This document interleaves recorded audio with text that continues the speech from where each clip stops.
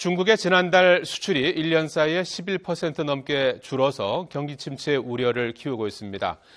일본 역시 4분기 마이너스 성장을 기록하면서 비상이 걸리면서 종일 모두 실물 경제 충격에 빠지는 모습인데요. 베이징 연결합니다. 서봉구 특파원.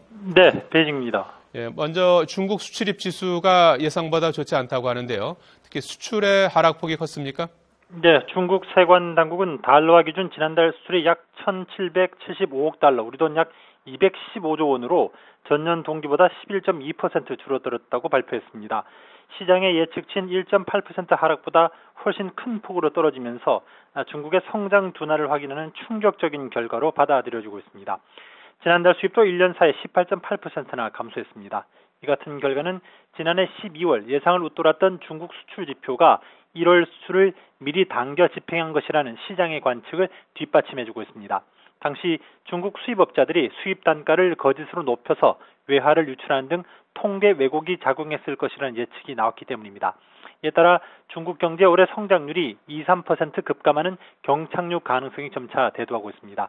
반면 오늘 3% 가까이 급락세로 출발했던 중국 증시는 당국의 유동성 공급 등에 힘입어서 점차 낙폭을 줄이면서 소폭 하락 마감했습니다. 상해 지수는 0.63%가 빠졌고요. 선전 지수는 반등했다가 0.05% 빠진 채로 마감했습니다. 이번에는 일본 쪽 경제 상황 살펴보겠습니다. 오늘 일본 증시가 급등하긴 했습니다만은 일본의 지난해 GDP 국내 총생산 수치가 발표됐는데 상황은 별로 좋지 않다고요. 네, 일본의 지난해 4분기 실질 GDP가 3분기 대비 0.4%, 연율로 환산해서는 1.4% 각각 감소했습니다.